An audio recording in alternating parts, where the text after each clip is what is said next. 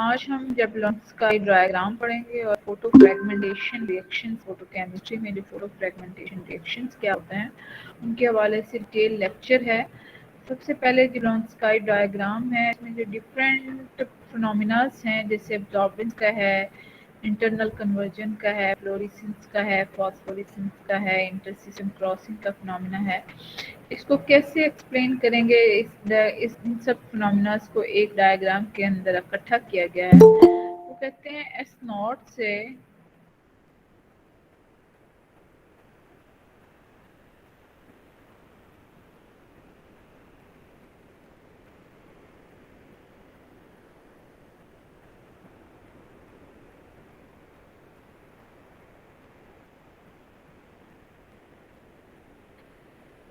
S0 से S1 और S2 तक जो एक्साइटेशन है मॉलिक्यूल्स की वो एब्जॉर्प्शन कहलाती है। इलेक्ट्रॉनिक लेवल के अंदर एक्साइटेशन है जो भी एब्जॉर्प्शन का फिनोमिना है उसको एब्जॉर्प्शन कहते हैं। और S2 से S1 के अंदर कन्वर्जन जो है उसको S2 से सिस्टम S1 में आए, एक्साइटेड स्टेट अपर स्टेट से एक्साइटेड लोअर स्टेट में आए तो उसको इंटरनल कन्वर्जन कहते हैं। Within the electronic level there are the vibrational level और vibrational levels में जो रिलैक्सेशन है उसको वाइब्रेशनल रिलैक्सेशन कहते हैं। और S1 एक्साइटेड स्टेट से S0 में जो डिके है उसको फ्लोरेसेंस का फिनोमिना कहते हैं। एक्साइटेड सिंगलेट स्टेट से एक्साइटेड ट्रिपलेट स्टेट में जो कन्वर्जन है उसको इंटर सिस्टम क्रॉसिंग कहते हैं। और ट्रिपलेट एक्साइटेड स्टेट से ग्राउंड स्टेट में आना उसको फॉस्फोरेसेंस कहते हैं। तो एक्साइटेड सिंगलेट से एक्साइटेड सिंगलेट में आना जो है, लोअर सिंगलेट में आना वो इंटरनल कन्वर्जन है, लेकिन सिंगलेट से ट्रिपलेट की तरफ आना वो इंटर सिस्टम क्रॉसिंग है। ये जबलॉन्स्की डायग्राम में इन सब फिनोमिनास को एक्सप्लेन किया गया है। नेक्स्ट जो हमारा टॉपिक है वो है फोटो फ्रेगमेंटेशन। आप लेक्चर सुन लें, उसके बाद लास्ट में एक दफ़ा सारे क्वेश्चंस कीजिएगा जो आपको नहीं समझ आएंगे वो मैं बताऊंगी ताकि हम लेक्चर कवर कर पाएं। फोटो फ्रेगमेंटेशन जो है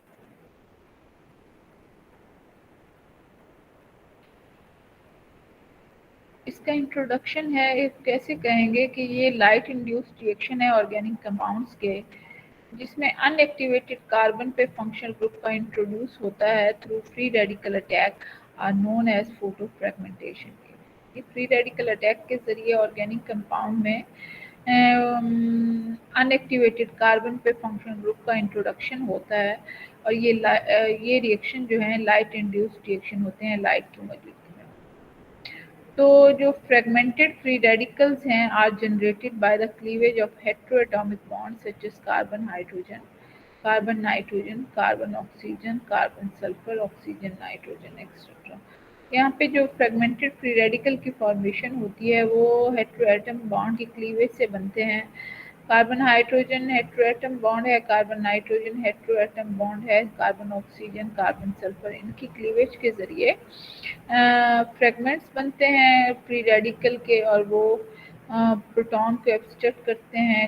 हेटेरोलिटिक बॉन्ड की क्लीवेज होती है और डिफरेंट रिएक्शन से गो थ्रू होते हैं। जो कॉमन रिएक्शन है इस क्लास के वो उसमें 3 रिएक्शन खासकर इम्पॉर्टेंट है। एक बार्टन रिएक्शन है, दूसरा हेपोहेलाइट रिएक्शन है और तीसरा हॉफमैन लॉफलर फ्रे टैग रिएक्शन है। ये 3 किस्म के रिएक्शन है जो कि फोटो फ्रेगमेंटेशन के अंदर जो है वो पढ़े जाते हैं। इसके बाद a variety of reagents and conditions have been employed in this reaction to improve the yields of the reaction। वो कहते हैं डिफरेंट reagents और condition employ किए गए हैं, इसमें उनका यूज़ किया गया है ये देखने के लिए कि इन रिएक्शन में जो प्रोडक्ट है उसकी यील्ड को कैसे इम्प्रूव किया गया है। इसके जनरलाइज मैकेनिज्म की एक प्रोसीजर है, एक स्कीम बनी हुई है। तो किस तरह से है, एक्स वाई जो है हेटेरोएटम है, यहाँ पे क्लीवेज होती है H Y H V photochemically या थर्मली, वाई रेडिकल निकलता है तो एक्स पे हेटेरोएटम पे रेडिकल आता है। वो क्या करता है, सिग्मा कार्बन से अनएक्टिवेटेड साइड से हाइड्रोजन को एक्सट्रैक्ट करता है और 6 मेंबर ट्रांजिशन स्टेट से गुजरता है। इस 6 मेंबर ट्रांजिशन स्टेट से गुजरता है तो यहाँ पे रेडिकल जनरेट हो गया। उसमें क्या होगा कि वाई जो रेडिकल निकला था वो वाई रेडिकल इस रेडिकल के साथ कंबाइन हुआ तो यहाँ पे सी और वाई का बॉन्ड बना और यहाँ पे addition of external radical scavenger I2 यानी रेडिकल को स्क्वेंज करने के लिए कैप्चर करने के लिए एक स्क्वेंजर डाला गया जैसे आयोडीन है तो उसने रेडिकल के साथ रिएक्ट किया और यहाँ पे आयोडीन का कार्बन के साथ बॉन्ड बन गया। उसके बाद जो है एक्स ने अटैक किया इस कार्बन पर आयोडीन को निकाल दिया और यहाँ पे साइक्लाइज्ड हेट्रोएटम्स के साथ ऑक्सीजन है तो फ्यूरॉन बनेगा, नाइट्रोजन है तो पिरोलिडीन पिपरिडीन टाइप मॉलिक्यूल्स बनेंगे। तो इस तरह से साइक्लाइजेशन होती है। बार्टन रिएक्शन में क्या है कि X जो होता है वो ऑक्सीजन होता है और Y जो होता है वो NO होता है। बाकी स्कीम इसी तरह से सिस्टम को फॉलो करती है। हाइपोहैलाइड रिएक्शन में पायरोलिसिस ऑफ हाइपोक्लोराइट है तो X ऑक्सीजन है और Y जो है क्लोरीन है। पायरोलिसिस ऑफ हाइपोआयोडाइड है तो X ऑक्सीजन है और Y आयोडीन है। इसी तरह से लेड टेट्राएसीटेट और mercuric oxide iodine variation of hypoiodide reaction. Hypohalide reaction में काफ़ी वेरिएशंस हैं। उसमें X जो है ऑक्सीजन है और Y जो है हाइड्रोजन है। और जो हॉफमैन लॉफलर फ्रे टैग रिएक्शन है उसमें X जो है हाइड्रोजन है और Y जो है क्लोरीन है। इन रिएक्शंस को हम 1 बाय 1 पढ़ेंगे आज। और फोटो फ्रेगमेंटेशन में जो जनरल स्कीम है उसमें वो कहते हैं जो फर्स्ट स्टेप है प्रोसीजर का वो homolytic cleavage of heteroatomic bond XY bond जो हेट्रोएटॉमिक बॉन्ड है उसमें होमोलिटिक क्लीवेज है जिसमें X हेट्रो एटम है ये ऑक्सीजन भी हो सकता है ये नाइट्रोजन भी हो सकता है और Y जो है वो हाइड्रोजन भी हो सकता है हेलोजन भी हो सकता है और NO हो सकता है जिसके रिजल्ट में क्या होता है ऑक्सीजन और नाइट्रोजन पे क्या होता है रेडिकल की फॉर्मेशन जो है वो होती है। तो जनरेटेड हेट्रोएटम रेडिकल्स जो है वो क्या करते हैं डी कार्बन से quasi chair like transition state से गुजरते हैं 6 मेंबर ट्रांजिशन स्टेट से और हाइड्रोजन की एब्स्ट्रक्शन करते हैं और नया कार्बन का रेडिकल जनरेट होता है जो कि कंपीटिंग एक्सटर्नल रेडिकल की एब्सेंस में Y to form a CY bond Y radical जो निकला था वही उस रेडिकल के साथ कंबाइन हो जाता है और नया CY बॉन्ड की है उसकी फॉर्मेशन होती है। लेकिन अगर कंपीटिंग गुड रेडिकल सोर्स है सच एज आयोडीन तो वो रिएक्शन को डाइवर्ट कर देता है और इसकी वजह से आयोडोहाइड्रिन की फॉर्मेशन होती है जो कि साइक्लाइज होकर टेट्राहाइड्रोफ्यूरॉन डेरिवेटिव्स उसकी फॉर्मेशन करती है। यानी अगर Y से कंपीटिंग रीजन नहीं है तो Y के साथ ये रेडिकल कंबाइन होकर इस तरह का प्रोडक्ट बना देगा। अगर एक्सटर्नल कंपिटेंट है और आयोडीन है वो आयोडीन से हेलोहाइड्रिन का फॉर्मेशन होगी और यहाँ से HI की फॉर्मेशन होगी तो यहाँ पे टेट्राहाइड्रोफ्यूरॉन जो है उसकी फॉर्मेशन होगी। इस पूरे स्कीम को एक जनरल डिस्क्रिप्शन के ज़रिए इसमें एक्सप्लेन जो है वो किया गया है। नेक्स्ट जो आपका रिएक्शन है वो है फर्स्ट रिएक्शन जो है वो फोटो फ्रेगमेंटेशन का वो है बार्टन रिएक्शन। बार्टन रिएक्शन में क्या होती है कि नाइट्राइट एस्टर होता है उसकी फोटोलाइसिस होती है और नाइट्रोसो अल्कोहल की फॉर्मेशन होती है। नेट रिजल्ट क्या है डी नाइट्रोसो अल्कोहल। और इस रिएक्शन को बार्टन रिएक्शन कहते हैं। इस रिएक्शन में ऑक्सीजन और नाइट्रोजन बॉन्ड की क्लीवेज होती है और नाइट्राइट एस्टर के ऑक्सीजन नाइट्रोजन बॉन्ड की क्लीवेज होती है और जिसके रिजल्ट में इंट्रामोलिकुलर हाइड्रोजन एब्स्ट्रक्शन होती है अल्कोक्सी रेडिकल बनता है और carbon nitrogen monoxide bond by radical coupling. इसकी स्कीम को आगे इसी चीज़ को आगे एक्सप्लेन किया गया है अगली स्लाइड में। तो इसमें जो है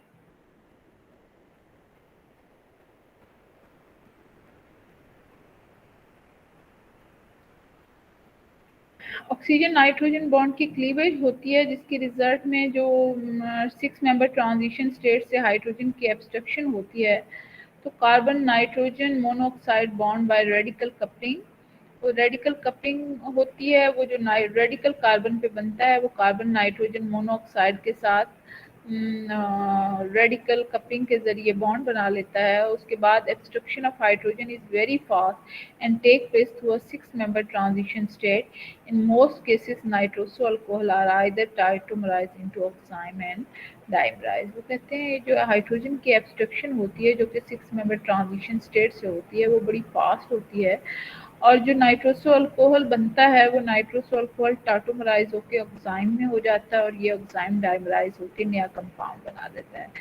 तो लेबलिंग स्टडी की जिसमें नाइट्रोजन का आइसोटोप यूज किया नाइट्रोजन 15, जिसने बताया कि जो नाइट्रोसाइल रेडिकल है वो इंटरमोलिकुलरली है but not in a cage process. जो नाइट्रोसाइल रेडिकल के साथ उसका ट्रांसफॉर्मेशन है कंपाउंड की वो इंटरमोलिकुलरली हो रही है, इंट्रामोलिकुलरली नहीं हो रही।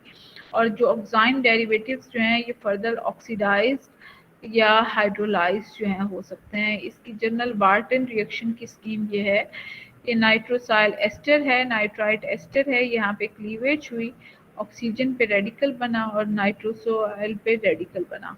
उसके बाद हाइड्रोजन की 6 member ट्रांजिशन स्टेट से गुजर के इंट्रामोलिकुलर ऑब्स्ट्रक्शन हुई, ये OH हुआ, कार्बन पे रेडिकल बना, ये नाइट्रोसाइल इस रेडिकल के साथ बॉन्ड बनाया और इस तरह का कंपाउंड बना। ये टाटोमराइज होके ऑक्साइम में कन्वर्ट हो सकता है। ये प्रोटॉन यहाँ से यहाँ शिफ्ट हुआ, ये ऑक्सीजन पे OH ऑक्साइम की, और ये ऑक्साइम जो है वो डाइमराइज होके या ये कंपाउंड जो है ये डाइमराइज होके इस फॉर्म में जो है ये आ गया। जो नाइट्रोसाइल कंपाउंड है ये डाइमराइज होके इस फॉर्म में इसकी फॉर्मेशन जो है वो हो गई।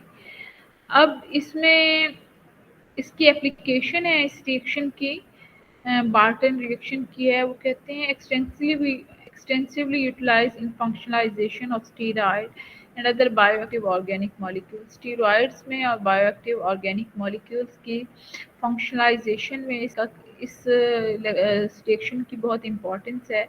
जैसे कि 8 hydroxy कॉर्टिसोस्टेरॉन acetate 2 was converted into the aldosterone 21 acetate 3।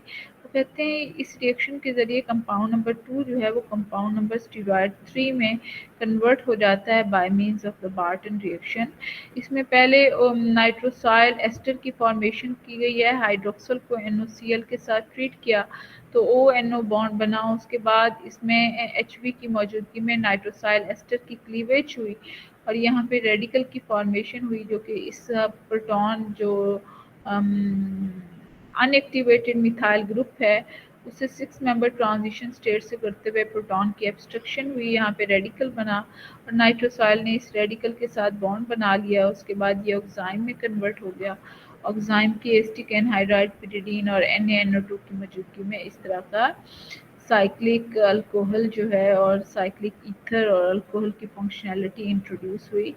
ये ऑक्साइम से ये चीज़ कैसे बनी, वो इस तरह से बनी कि ऑक्साइम के नाइट्रोजन ने NO के साथ बॉन्ड बना लिया। उसके बाद ये इलेक्ट्रॉन नाइट्रोजन की तरफ शिफ्ट हुए, ऑक्सीजन के ये इलेक्ट्रॉन इस कार्बोकेटाइन पे बॉन्ड बने, एपॉक्साइड टाइप ऑफ रिंग बना जो कि नाइट्रोजन और कार्बन के दरमियान बना।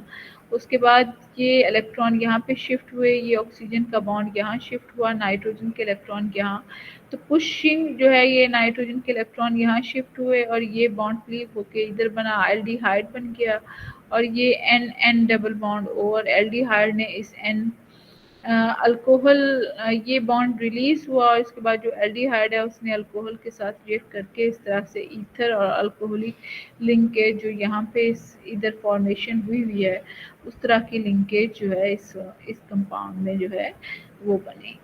उसके बाद हमारे पास जो दूसरा रिएक्शन है वो है हाइपोहेलाइड रिएक्शन। हाइपोहेलाइड रिएक्शन जो है ये इसमें क्या होती है कि टर्शरी हाइपोहेलाइड की फोटोलाइसिस होती है और हाइपोहेलाइड्स जो हैं वो directly prepared from corresponding alcohol जो कि अल्कोहल से बनते हैं और इसके रिजल्ट में अल्कोक्सी रेडिकल बनता है which extract hydrogen from the carbon to form an alkyl radical. इसमें अल्कोक्सी रेडिकल बनता है, ऑक्सीजन पे रेडिकल बनता है जो कि 6 member ट्रांजिशन से गुजरते हुए उस कार्बन से प्रोटॉन को एक्सट्रैक्ट कर लेता है और उधर अल्काइल रेडिकल की फॉर्मेशन होती है। ये जो अल्काइल रेडिकल है ये हैलोजन को एक्सट्रैक्ट कर लेता है और from a second molecule of hypohalide to give alpha D-halo alcohol, which is cyclized in the presence of a base to form tetrahydrofuran. General mechanism वही है जो कि पिछले रिएक्शन में है, जो हैलोजन निकला उसके साथ दोबारा बॉन्ड बना और जो ऑक्सीजन है उसने अटैक किया उस कार्बन पे जिसके साथ हैलोजन लगा हुआ है और उसके साथ टेट्राहाइड्रोफ्यूरॉन की फॉर्मेशन हुई। These reaction are very similar to the Barton reaction. ये रिएक्शन बार्टन रिएक्शन से बहुत सिमिलर है और 6 मेंबर ट्रांजिशन स्टेट से गुजर के गुजरते हैं। For example hypochlorite 11 of 2-methyl 2-hexanol give tetrahydrofuran derivative 12।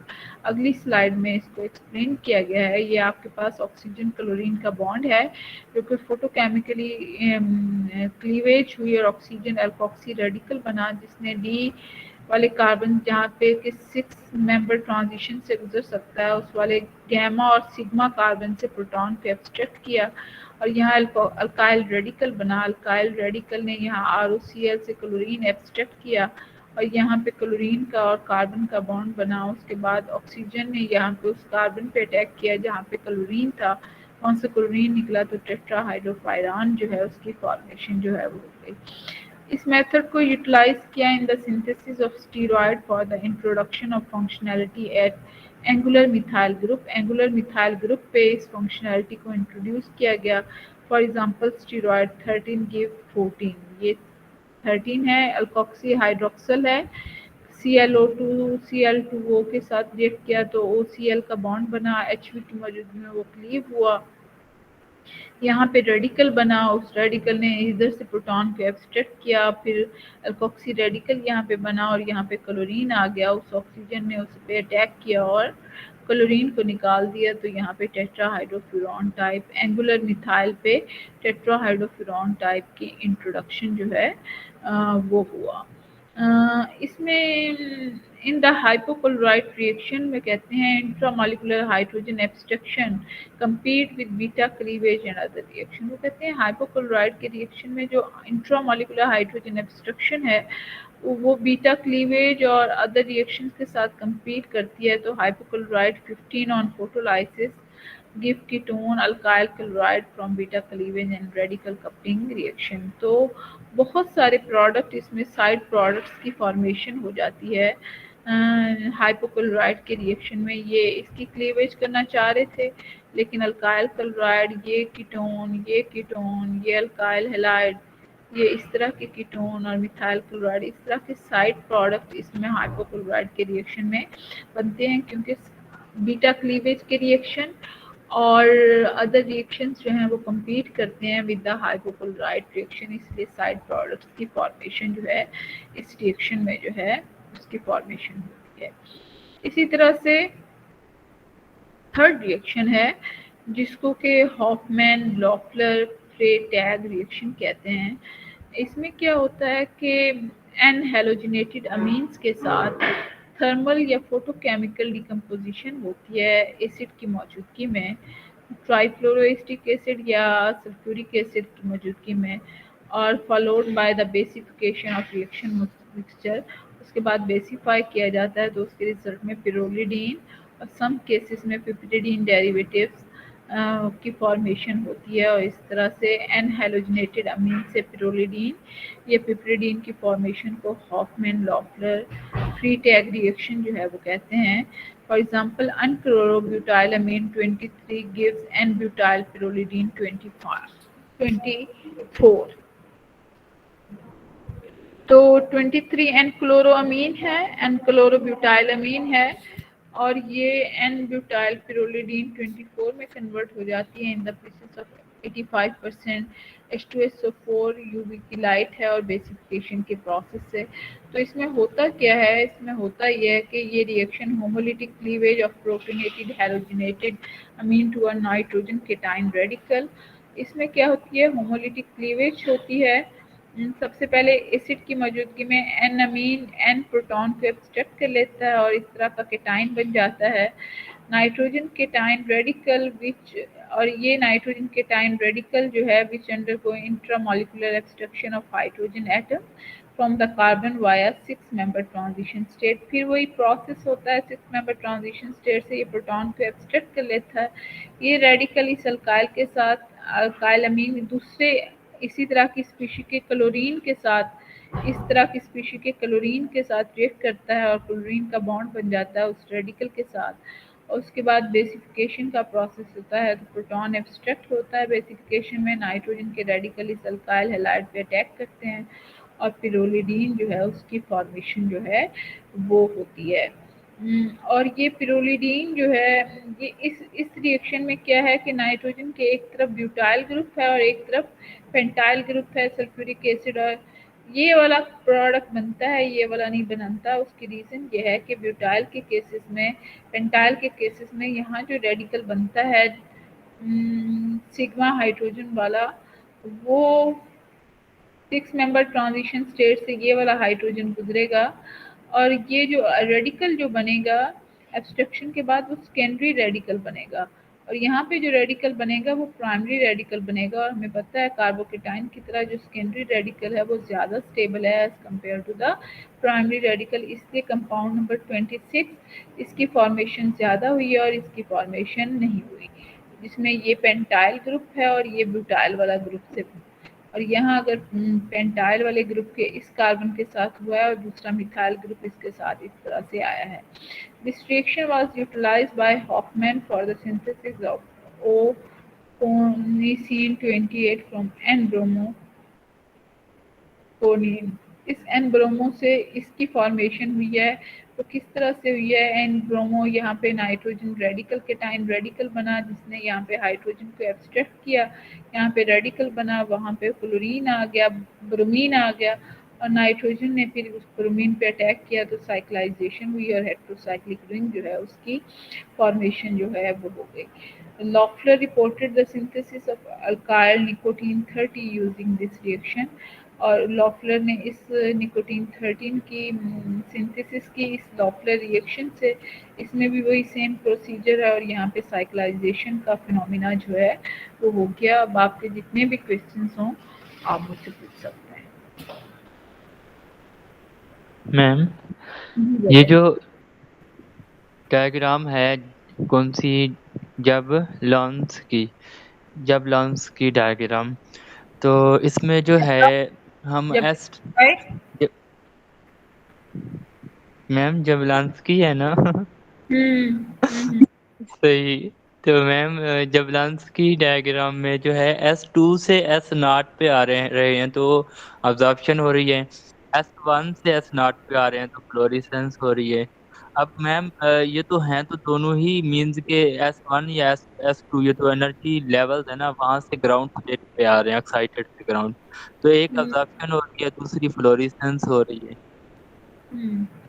Absorption तो हो रही है एक्साइट लोअर स्टेट से एक्साइटेड स्टेट में जाना, और एक्साइटेड स्टेट से lower state S2 lower excited state से लोअर स्टेट में जाना वो फ्लोरेसेंस है। वो एब्जॉर्प्शन तो है एनर्जी एब्जॉर्ब की और लोअर स्टेट से एक्साइटेड स्टेट में चली गई।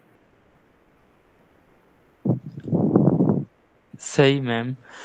और मैम ये जो रिएक्शंस हैं हमारे बार्टन रिएक्शन, इसमें ये रेडिकल कपलिंग की बात हो रही है। रेडिकल कपलिंग किस तरह से हो रही है इन रिएक्शंस में, बार्टन रिएक्शन में मैम? ये रेडिकल जब एक स्पीशी पे एक इलेक्ट्रॉन होता है और दूसरी स्पीशी पे दूसरा इलेक्ट्रॉन होता है तो वो एक एक इलेक्ट्रॉन शेयर करते हैं और बॉन्ड बना लेते हैं। उसके रिजल्ट में सिग्मा, क्योंकि दो इलेक्ट्रॉन होते हैं ना, तो एक बॉन्ड में कितने इलेक्ट्रॉन होते हैं, 2 इलेक्ट्रॉन होते हैं। तो जब ये इलेक्ट्रॉन यहाँ से इसने प्रोटॉन एब्स्ट्रैक्ट किया तो एक इलेक्ट्रॉन हाइड्रोजन की तरफ आया जिसने बॉन्ड बनाया ऑक्सीजन के साथ, और दूसरा इलेक्ट्रॉन इस रेडिकल की फॉर्म में इस कार्बन पे आया और इसने दूसरे रेडिकल के साथ, यानी एक इलेक्ट्रॉन की इस तरह से शेयरिंग होती है। इसको अगर शो करें ना तो इसको ऐसे शो कर सकते हैं, जैसे मैं बताती हूँ कि किस तरह से।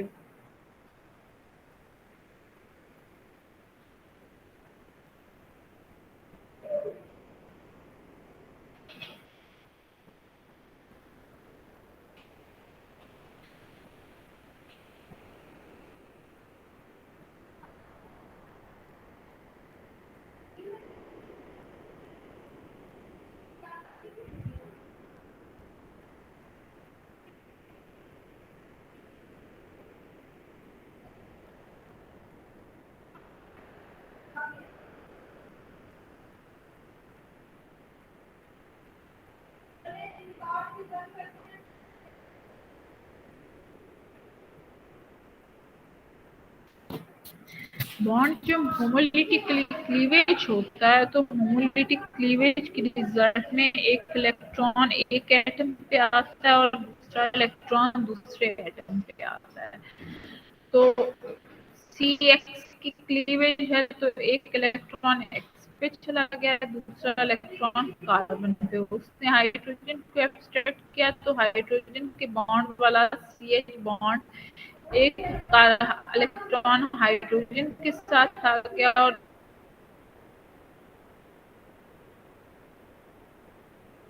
दूसरा इलेक्ट्रॉन कार्बन पे आ गया।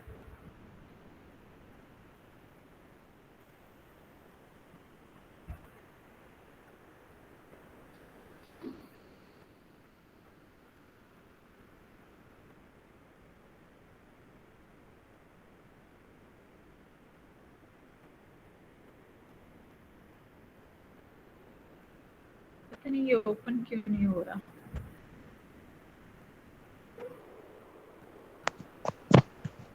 मैम नेटवर्क प्रॉब्लम लग रहा है थोड़ा सा। आपने कभी रेडिकल के साथ बढ़ने को नहीं देखा हुआ?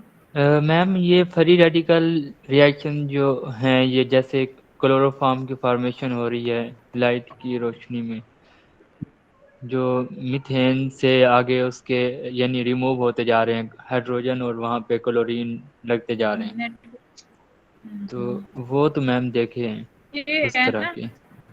ये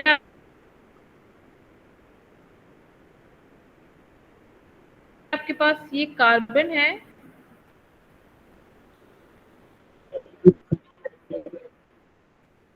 और ये हाइड्रोजन।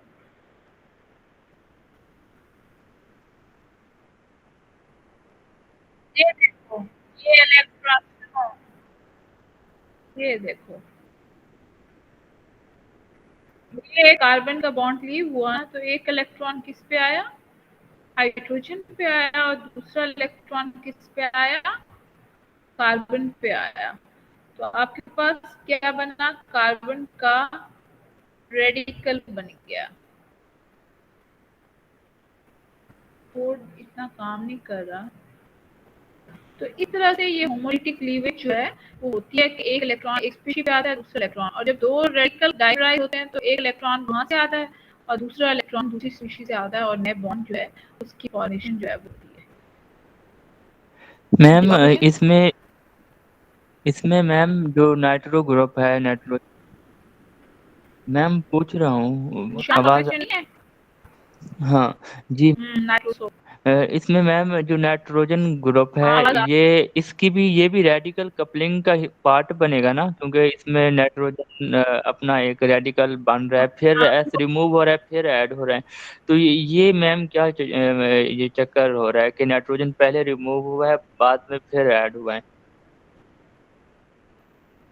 पहले नाइट्रोजन का बॉन्ड ऑक्सीजन के साथ बना था, फिर उस ऑक्सीजन के रेडिकल ने उस पोजीशन से हाइड्रोजन एक्सट्रैक्ट किया, इतनी एक्टिव पोजीशन नहीं है।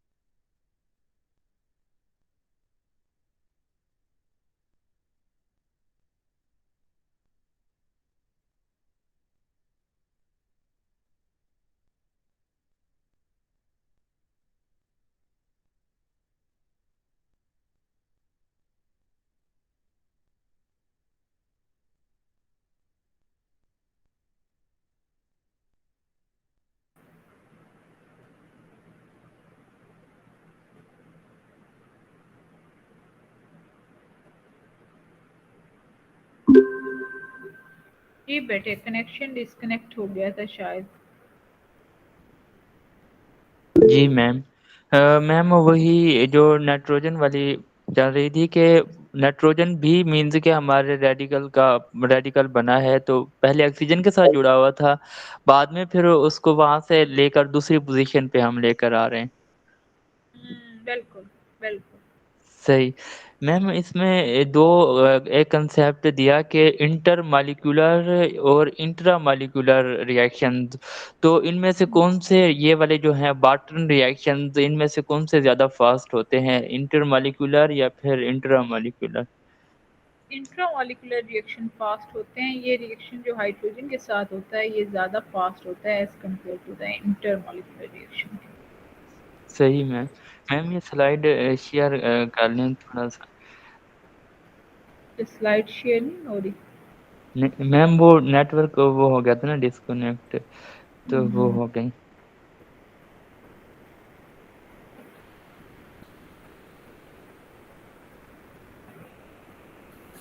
जी बेटा।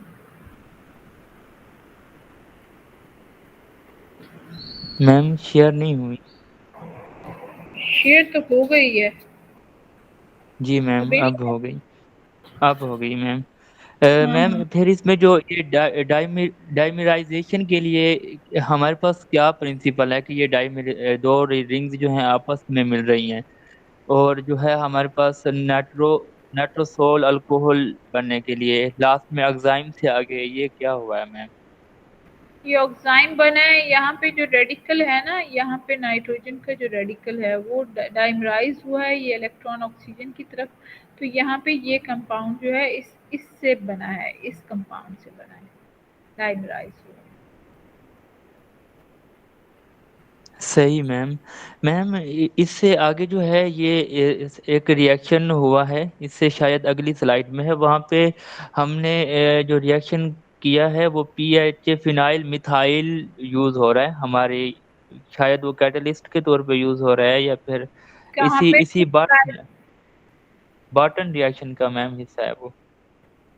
हाँ, जी ये। मैम ये जी मैम। हम्म, इसमें मैम ये जो है हमारा फ़िनाइल मिथाइल यूज़ हो रहा है और ये वाले जो हमारे NOCl और फिनाइल ये वाले मिथाइल से मुराद है टोलवीन। फिनाइल मिथाइल क्या है? टोलवीन है, और टोलवीन जो है वो सॉल्वेंट के तौर पे यूज। और ये वाले भी मैम जितने भी हैं हम इसमें ये सॉल्वेंट्स यूज़ कर रहे हैं।